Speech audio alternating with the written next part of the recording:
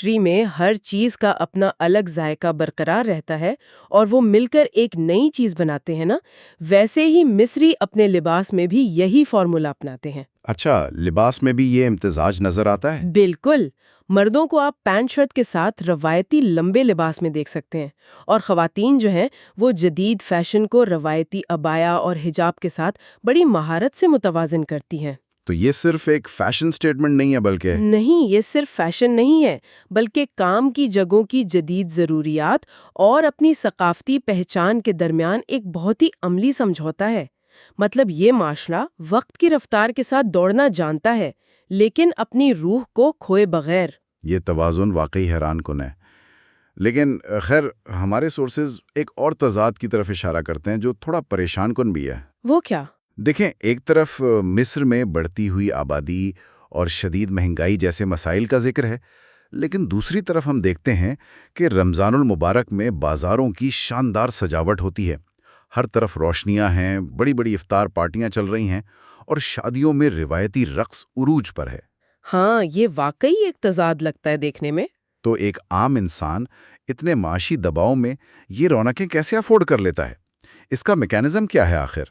इस सवाल का जवाब दरअसल उनकी सियाहत और जामिया अल अज़हर जैसे इदारों के माशी असरात में छुपा है। जामिया अल अज़हर का मईशत से क्या ताल्लुक?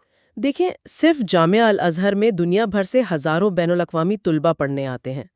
ये तुलबा सिर्फ पढ़ते नहीं हैं, बल्कि मुकामी मोहल्लों में रहते हैं, खाते पीते हैं, खरीदारी करते हैं। अच्छा, तो वो एक तरह से लोकल इकोनॉमी को बूस्ट देते हैं। बिल्कुल। ये एक मुकामी माइक्रो इकोनॉमी पैदा करता है, जो निचली सतह पर आम दुकानदार और ताजिर को उस महंगाई से लड़ने में मदद देता है। सही समझ गया। ने डिस्कस किया ना, वो रमजान में वसाइल को इकट्ठा करता है।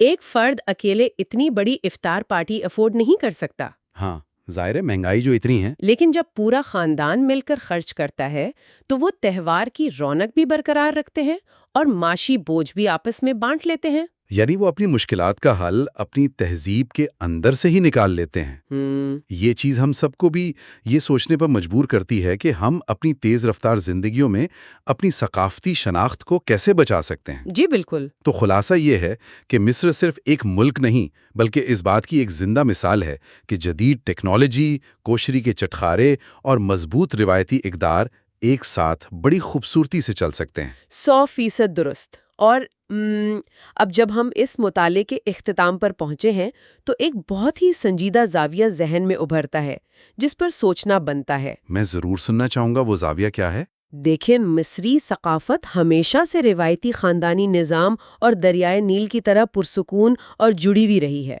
लेकिन जिस तेज़ी से आबादी बढ़ रही है और मुआशी दबाव संगीन हो रहा है, तो क्या मुस्तकबिल में ये सदियों पुराना समाजी तानाबाना और इनकी ये मशहूर मेहमान नवाजी अपना वजूद बरकरार रख पाएगी? ये तो वाकई एक बहुत बड़ा सवाल है। बिल्कुल। या फिर मजबूरी के तहत